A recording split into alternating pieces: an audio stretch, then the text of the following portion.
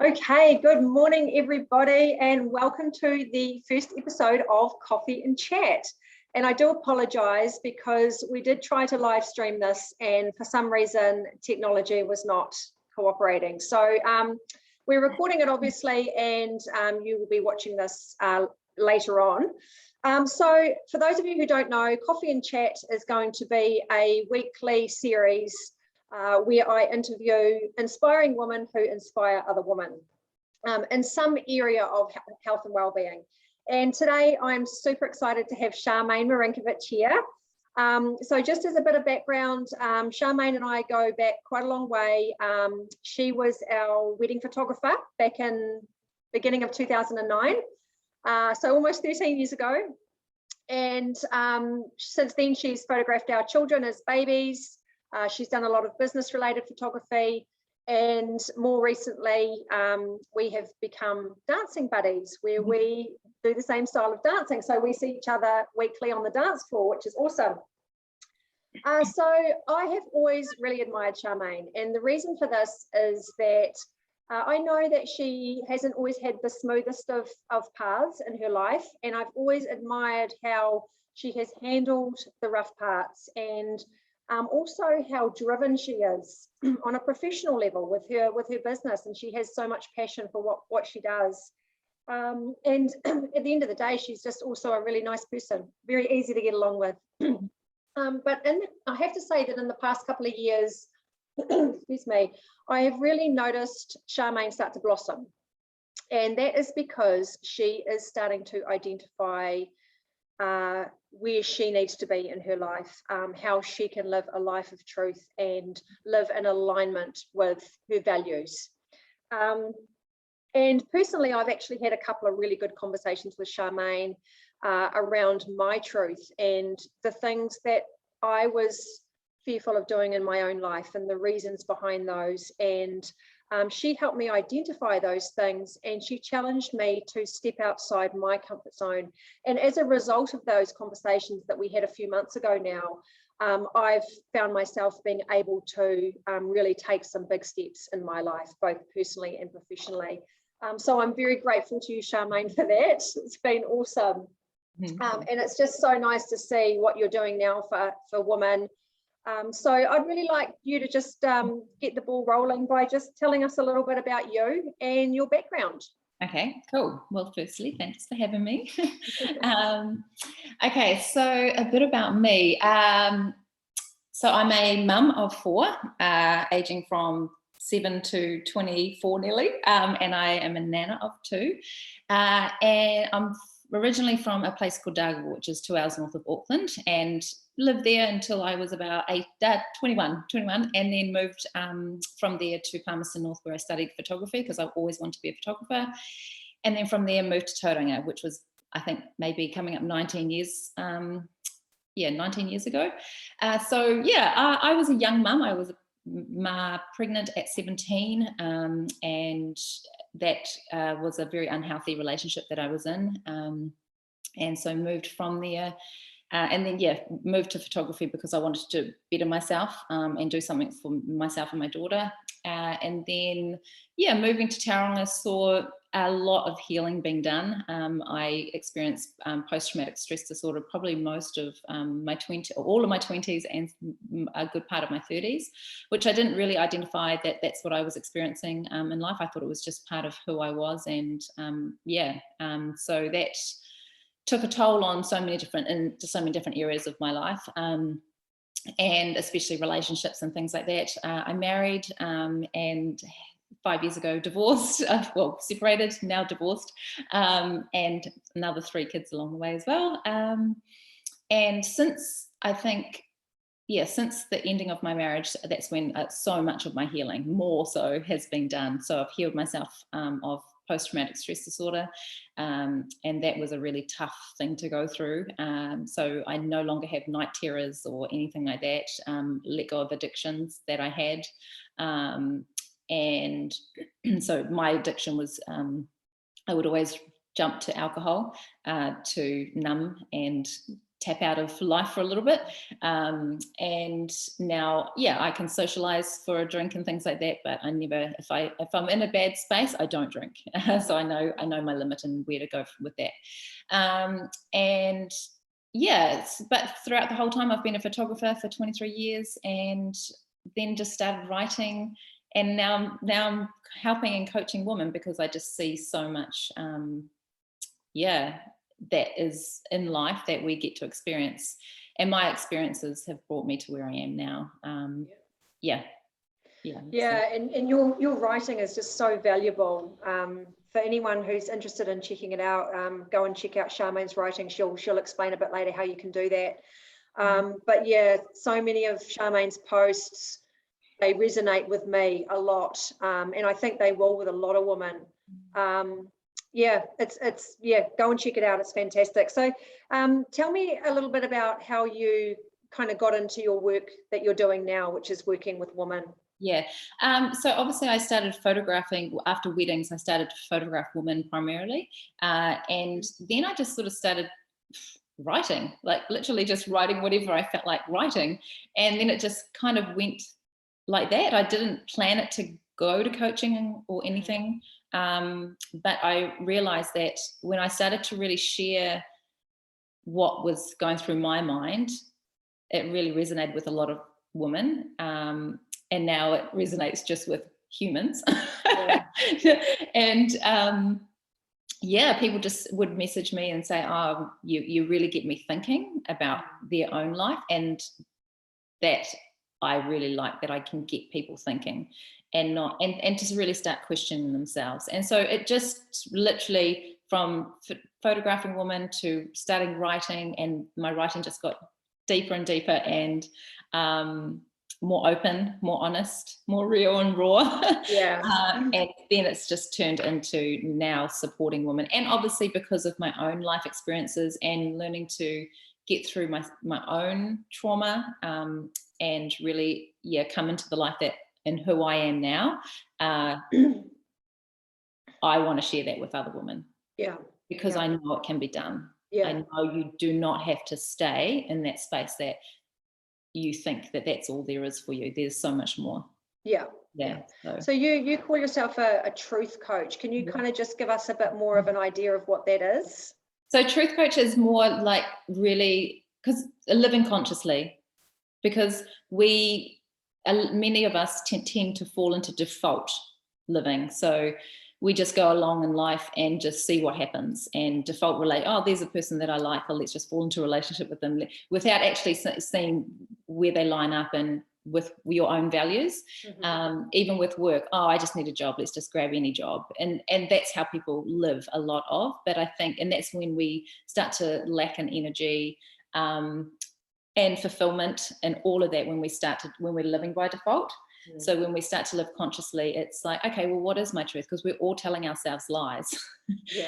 And we think the little lies mean nothing, but it's all those little lies that accumulate, and it ends up just being, soul destroying, energy zapping, and all of that. So for me, it's like, what is it you want? Like, generally, what is it you want? How can you voice and ask for your needs and desires to be met? And you don't always get what you want, but it's, like, it's about being honest with yourself first and foremost. And when you're honest with yourself, then you can go in and be honest with other people. So how do you kind of implement that with people? Like, is it through a course or a specific time frame? So I'm working with women one-on-one now for 8 weeks. So that's my main one. And I'm working on building out a online community, so more group work setting, that we can just walk through each area and support. Because I think when people can start hearing other people's journeys and sharing their stories, that lights something up in somebody else. So it's great to work one-on-one. I think that's when we can go really deep and really concentrate on yourself, but then it's also important to surround yourself with other people that are absolutely for themselves as well. The conversations come out and click something in you. So tell us a little bit about your typical clients and what kind of help that they might be looking for. Yeah, so the woman that I like to work with, they know there's more for them. They actually feel it within themselves. Like they are literally screaming inside for more, but they don't know maybe what it is. So I kind of call it caged. They feel really caged inside their own body and inside their own world, and they're just not quite sure how to go about that, what to do, how to communicate. Like communication is such a massive thing. How do we communicate our wants and needs, and without what do I say, looking like a bitch?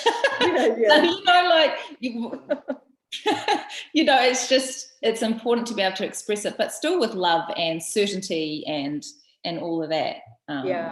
And knowing sometimes everything in life is a bit of a risk. Yeah. And if you really want something for yourself, like I look at it and think, are you going to risk yourself over somebody else? Or you know what I mean? Yeah. It's important to follow what you want for. So break that out in women, like you are worth it. Yeah. And I think to draw it back to what we're all in this community for, which is health and well-being, you've got to ask yourself, can I experience great health and well-being if I feel caged? If I'm not living an authentic life, or I'm not living the life that I want for myself, how can I experience ultimate health and well-being? And I think this is where someone like you is so valuable, to draw that out, to help women identify, because a lot of women won't know what they want, as you said. And helping them to draw it out and live, and help them live that life that they know that there's more for them, right? They know that there's more than maybe the daily grind. To experience optimal well-being and health, you must be living in alignment with your truth. Yeah, because we've been given certain roles in life, and we don't always match those roles. Yeah. And there could be you may want to be a mum, but you may not want to be at home with your kids all the time. You may be a career woman, and that's okay. But we've been told that that's wrong to want that. And it's just no, you get to do that. And men get to come and do their roles that they're really good at, it's finding that. Yeah. And also the truth. I think the more you tell yourself the truth, the more you live your truth, you actually heal so much yourself, and it cuts out a lot of sickness as well. Because when I wasn't living in my truth, I was getting sick all the time. Yeah, because when you're not living in alignment with your values or your truth, it manifests as a stress response in the body, and that creates physical sickness. Yep, your body. And we see it with our clients too all the time. Yeah. Yep. Your body gives you all the messages you require in life. Yeah. Every single time, without a doubt, without fail. We're just we're not tuned into listening to that. Yeah, yeah. And we're very lucky that we are living in a day and age where women have the choice to find that truth and live the life that they want, because in past generations, as we know, there were those roles set out, and that was how it is. So we're very, very lucky today that we are of that generation, and that our children and hopefully future generations will be the same. So do you see any kind of common themes amongst the women that you work with? Any common sort of similarities? They lack in so much energy, and you can see there's not very little life in them. There's a lot of people pleasing. They're helping everyone else to distract themselves from their own stuff. That's a big one, really. Putting everything else into everyone else, their hands into everyone else's business. And I think there's probably a lot of crossover between what we do as well, because we see women in the same boat, trying to do everything for everybody else, and she gets put at the bottom of the list. But we do that ourselves. Oh, absolutely. But we're not always aware of it. No, not at all. Helps us, identify it. So what do you kind of see as your role? And when you work with women, what's your role in helping them? Pretty much just what we said, is identifying, because it is hard to see. We can be walking through life, and we don't realize what people think of us or see in us, because we don't even see and acknowledge it for ourselves. So it's really showing them, getting them to realize their strengths, their goodness, and that it's okay to be that. Yeah. And sometimes you don't realize until someone points it out, all the goodness in you. Yeah. We think we are just this, this, and this, and it's just like, hold on, have you recognized this about yourself? Yeah. And this and this and this. It's like, yeah. So when someone actually sees that for themselves, they can start working towards that and using that and going, oh, okay, you know. And that's like pros and cons about ourselves. Like when we recognize something maybe that's really holding us back, we can then acknowledge that and then, okay, what can I do with that information? How can I make a change? How can I change that pattern? Because I don't want to be like that anymore. Yeah. So, because we all have lots of patterns and it's really challenging to identify them. So when you start to have conversations with these women, you actually start to see the patterns and you're like, okay, well, this is what I see. Let's look at changing that. How does that feel for you? Yeah. And so we just work on those. Yeah. So what would you say that is the most kind of rewarding part of what you do? When they have a breakthrough, especially through communication, when a woman can ask for her needs and desires to be met and she does it. And it's so freaking scary to do. And that I love seeing that. Like that's just like when she breaks out and steps forward for herself. Yeah. Highlight. Awesome. Yeah. Yeah, that's fantastic. And what would you say would be the most difficult part of your job? Really getting people to understand that truth is so needed in their life, and that it is actually the healing that we need. And that is what makes massive changes for you. If you can start being so truthful to yourself, like it's so much lighter when you can when everyone gets to speak their truth. Yeah, sometimes things are hard to hear or say or whatever, but once you've done it, it's so much lighter on so many levels. Yeah, it takes practice, doesn't it? It takes a lot of practice, and it takes courage sometimes to put everything on the table and say, well, actually, this is what I want. Yeah. This is what lights me up. This is my needs and desires. Like, and then going, okay, so how does that work in my life? Yeah. But we have been conditioned to just hold back. Don't ask for it, or don't just let's tell little white lies, or let's go around in circles, or let's beat around the bush, but let's not say it straight. Yeah. But when you say it straight, it's just like, so freeing.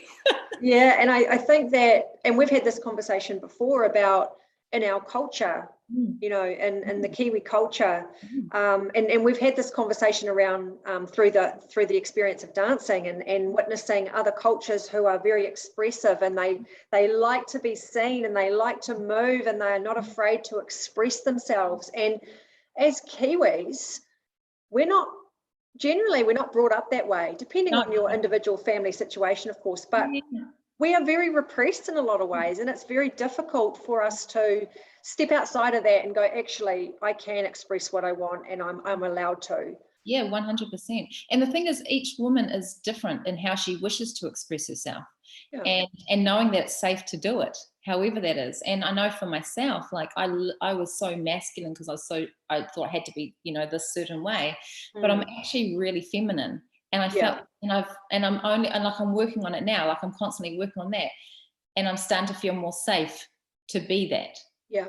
That it's okay, and to go, you know what, I actually don't care what anyone else thinks anymore. I'm going to keep stepping into that space because that is who I am. Yeah. And you know, women get to be whoever they wish to be, but we take on so much of what other people think. I get that fully. I still hold on to that as well, but it's constant practice and moving through it. Yeah. And finding your truth and finding what ways you wish to express yourself in the best way possible, because that's what lights you up. Yeah, absolutely. So for you, how do you kind of live your truth? Like, give us some examples of what you do in your life. Ooh. Be expressive. I'm learning. Like, dance has been such a massive one for me, like especially stepping into my feminine side. And I never thought that I could dance. you know, or that I was too old to dance, you know. So but stepping into that has been probably one of the biggest shifts for me in the last year.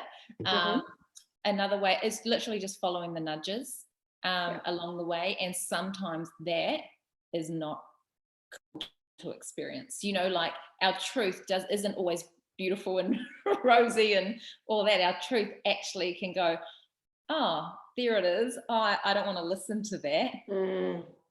And to be able to go, oh shit, I actually have to. It's challenging and hard at times, but that's where the growth is. That's where you start to loosen up and blossom and express yourself even more, when you let go of certain things or step away from what is not yours, and no longer your, whatever it is. Like that's in all areas of life. Work, you know, relationships, your environment, home. Where do you want to live? Like what city, country, where do you want to live? Like that's following your truth. I drove into Tauranga and I just knew in an instant that, I just want to move here. And within 4 days I had set up everything, because I just followed that nudge of, I was called here. I was called to come here. So it's like, where are you getting those pulls from? Actually, I saw something that you did the other day, and correct me if I'm wrong. You put something on social media and you said something like, imagine if your life was a blank canvas, and you had were you drawing on a canvas? Were you writing some stuff on a canvas? Oh no, it was just a whiteboard. Oh, whiteboard. So you were sort of saying, imagine your life as a blank canvas, and you were writing down all those things that your life wanted to look like, right? Create yourself. Like, and that's one of the things that was on the whiteboard. Create yourself. Like, what does that look like to you? So would you suggest that as a good strategy for people to just get that kind of just that blank whiteboard and just start brainstorming and plotting out words, and it's like, look at other people. What do you admire about them? Like, get really curious and go, wow, I love how they do this, this, and this. Maybe it's how they act, speak, show up, dress, express themselves, how the work they do, all of that. Like, there's a landline. I did turn it down. And just write everything down, and then how do you incorporate that into your own life? Or you just pick something and then you incorporate that. Like, try that one, and some things are tiny, other things are bigger, but you just work your way through it. And there's so much value in having those mentors around us, and even though we might not think of them as mentors, and we were just having this conversation earlier about, you know, you can learn so much from other women who you're working with, or you know, you admire from a distance, and you know, don't be afraid to take their cue and to replicate what they're doing. If it's something that you admire and that you want for yourself, like, do it. Like, you know, don't hold back from that. And this is where somebody like you comes in, because as we said, like, so many women know that they want more, but they have no idea how they're going to do it. And they just need that mentor to help guide them in the right direction, and it's so valuable. Oh, absolutely. And that's how I've grown, I guess, myself, is simply by looking at other people. And they say don't look outside of yourself, and no, don't, but that's a positive way, when you externally look out to people that you admire and take bits of what you like. And I remember doing that to a family I worked with. I stayed working with them for 5 years, purely because I loved being in their company, what they were doing for themselves. And I was just like, right. bloop, bloop, bloop, bloop, you know, and it just, you absorb it. Being around people that you admire, you absorb their energy, you absorb who they are, and you become it. And they say, if you see it in somebody else, it is in you. And I've known that to be true now, because certain things have happened for me, and I'm like, and I think it leads on to another important point of, you know, you need to be careful about who you're spending your time with, because so much of what we surround ourselves with the people, the company that we keep, it has so much effect on not only our energy levels, but on how we see the world. So, you know, if you're feeling like there is something more for you and you want to go and grasp it and you don't know how, think about those people you can surround yourself with. Like, find a mentor, find a coach, you know, make sure that you are putting yourself in a position where you can witness that kind of stuff from the people that you admire, and take what they're doing and replicate it for yourself. Yeah, and it may just be bits and pieces from, here and there. It doesn't have to be all. It's just whatever resonates with you. Yeah. So if you could kind of name one thing that you wish every single woman could have, what would it be? Freedom of expression. But that's huge. How do you do that? That's voice, how you show up physically, how you be as a person, everything. Freedom of expression, just with and hand up to what anyone else says. That's a big challenge for us, isn't it, as women? It is. And I saw a quote the other day. I can't quite remember it exact for word for word, but it was pretty much saying we all look at people through our own lens of our own beliefs and experiences, and so we will all judge. We all judge to a certain point. That's just nature.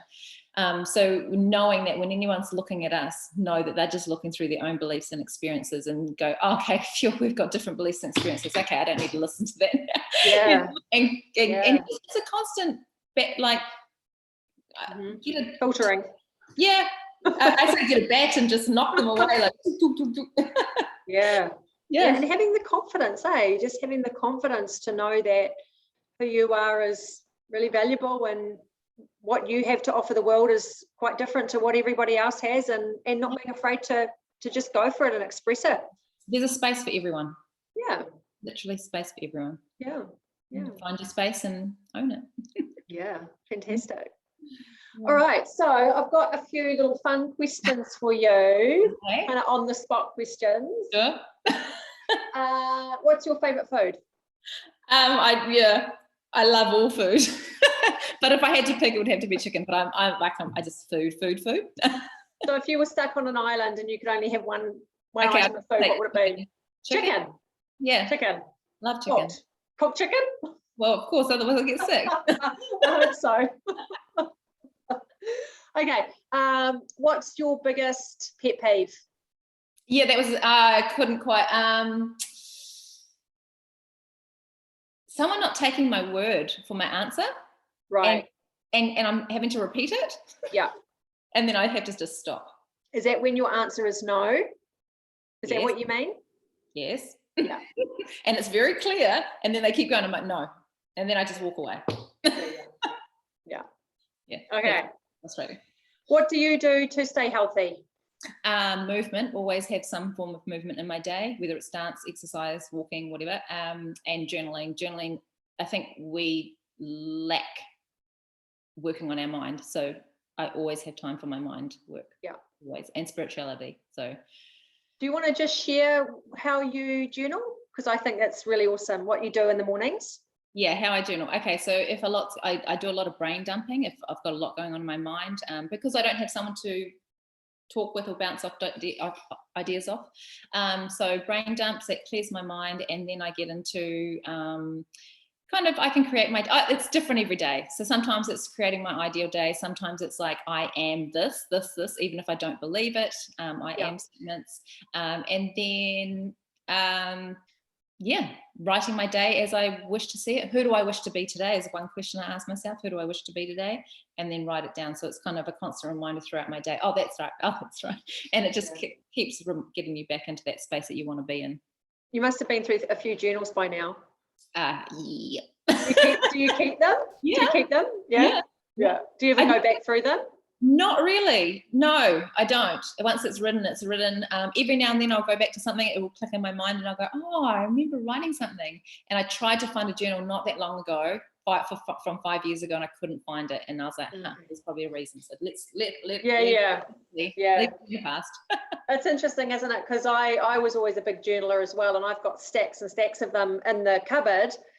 And it's one of those things that you don't want to part with, but at the same time, I never go back and read them because it's like, well, I don't want to live in the past. I just want to, live my life now. But what is kind of cool is when you do your ideal life or ideal day or whatever, sometimes going back to that and going, oh my gosh, that actually I've literally just created everything that I just wrote there. Yeah. Now that's cool to look back on. Yeah, that's cool. That's cool. Yeah. How do you handle your bad days? My bad days, I really sit with it and really acknowledge what's going on. Kind of question myself, like, what's this all about? What is it? Yeah, and then move. Yeah. Exercise, you mean? Oh, yeah, either anything. Move, dance around my house, go for a walk. Yeah, have a workout. If I'm really frustrated, I have to have some form of movement just to shift my energy. Yeah. But sometimes I allow myself to just sit and blob and really feel those feelings. And that's great. We don't do that a lot. That's really good self-awareness as well, because a lot of people, when they're having a bad day, they don't know how to get themselves out of it. So to be able to identify what it is for you, that's really powerful, and then you can action it. Yeah, and you move through it faster, rather than eating the food or grabbing that alcohol or whatever. Yeah, our vices. We numb ourselves in so many ways. Yeah, absolutely. Cleaning. What? Cleaning? Some people clean, I don't have that problem. Sometimes I wish I did. My house would be a lot tidier. Yeah. What's the thing that you would say gets you out of bed in the morning? What's your kind of driving force? Just another day. I know that sounds really interesting, but I've come close to losing my life twice. So literally that I get to have another day, and I don't think we just expect another day. Yeah. And so actually being grateful for, here I am still. Yeah. And I know it's real minimal, but I think it means a lot. Life itself is good. But so much gets me out of bed. My kids get me out of bed, and my future gets me out of bed, and what I have to share with the woman get me out of bed. Like, so much gets me out of bed, not just one thing. So just living my life gets me out of bed. I think that if you've got something to get out of bed for, and you can pinpoint what that is, then that's so important, because so many of us just get caught on the treadmill, don't we? The daily grind, and the days just go on and on every day, and finding that it's easy to get out of bed. Do you know what I mean? Not every day is always easy to get out of bed. Yeah, I have my days. We all have our days. But it helps if you've got a driving force, right? Like a motivating factor, and that comes down to living the life that you want to be living, and living your truth, right? Just getting on with, like, having some fun, like, I was so serious for so long. And that's another thing, like, I've really noticed with you is, you're so quick to laugh and have fun, and and that's all part of it. That's just all part of your personal growth, is not taking yourself so seriously, and just enjoying what you're doing. But I have moments. I know we all do, and we wouldn't be human if we didn't. 100%. So if you had one person that you could invite over for dinner, and they can be alive or not alive, who would that person be? That would be my granddad. Okay. Yeah. He passed when I was 4, and I've always had this connection to him. So I would. Nice. That's a nice one. Do you have any guilty pleasures? Okay, probably. I do love chocolate. I'm glad you didn't say chicken again. I know. If chicken was your guilty pleasure, I'd be a bit worried. I love chocolate. Like, I really like it. What kind of chocolate? Like dairy milk? Whittaker's, almond, dairy milk, anything. Chocolate. Yeah, I know. Tell me about it. Okay, what is something that not many people know about you? I played the drums when I was in school. Oh, yeah. I didn't know that. No. Can you still drum? No, I haven't tried for many years, but it's just, again, bang, bang, bang. No. You've got some drums here. You come over and have a go. Okay, thanks for the invitation. Do you have a favourite quote that you live by? Yes, it's a long one. It's by Mark Twain, and I've had this for years, actually.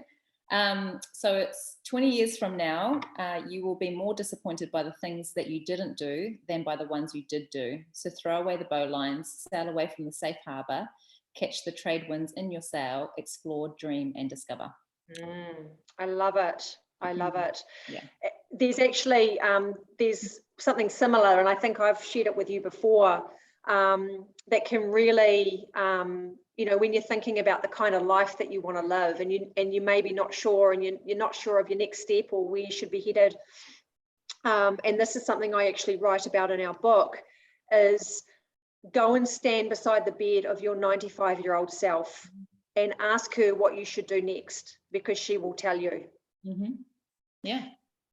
I think that is so powerful. And another, actually another variation on that is to write your own eulogy. I know, I've heard of it. Yes, I've actually said that to other people as well. Yeah. Yeah, it's a bit of a morbid way of doing it, but man, what do you want people to say about you when you're gone? Like, absolutely. That says a lot about the person you get to be in this life. What kind of legacy do you want to leave? Yeah, 100%. Yeah. Yeah. I love that quote. So it's a really good one. I like the 90-year-old. I always think about my 90-year-old self in my rocking chair and what stories she has to tell. And I'm like, man, this is going to be some good stories. Yeah. I want some good stories, you know? So, but the thing I love about it is that she does actually tell you, because I did that exercise myself. When I first heard it, I was like, right. I went and stood beside the bed of my 95-year-old self when I was about to pass on from this world. And I asked her what to do next. And I actually wrote it down and I came up with a whole list. Amazing, eh? Yeah. I think it's great. Yeah, very powerful. I look forward to meeting you when you're 90. What's that? I look forward to meeting you again when you're 90. Oh, we'll still be dancing, hopefully. Can we have a convo then? If we can get out of our chairs. Teaching all the young men how to dance. So funny. Okay, just before we wrap up, any last words of wisdom for the listeners? Yeah, get really curious about life. Really curious. I think we can, just kind of get on, like we've talked about, treadmill, whatever, not question anything, you know, like this is how life just has to be. It's like, no, it doesn't. Like question everything. Question yourself. Question what you've been brought up with. Question your beliefs. And get really curious. If something's pulling you, get curious about that. Like, why am I getting pulled towards that? What is that about? You're going to learn so much about yourself, other people, the world, when you get curious about and you follow those nudges and those pulls. Yeah. Fantastic. And you know, some will be great, some will be not but great, but man, you're going to learn a lot. Great words of advice. Just stop trying to take some risks and don't be so safe. We're here to live, so. Yeah, absolutely. Awesome.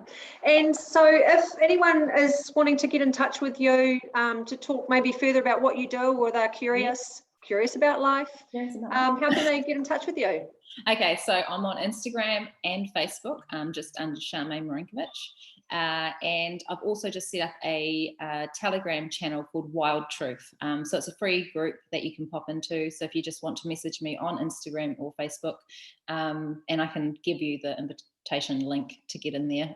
But yes, it's a place, it's called Home of Wild Truth, the Home of Expression. So a place where you can come and trial and explore. Yeah. And I'll tag you in at the bottom of this, just so people can see how to connect with you. Thank you. So that's it for today. So thank you so much for agreeing to be our first guest. I think you're welcome. Such a cool conversation. And I always enjoy talking to you, because I think we do have a very similar outlook on life and wanting to get the most out of it, and you know, being our authentic selves, and that can't be underestimated. It's just so important. Yep, absolutely. Yeah. Well, thank you so much for having me. Yeah, you're welcome. Okay, thanks everyone. We'll catch you again same time next week. See ya. See ya.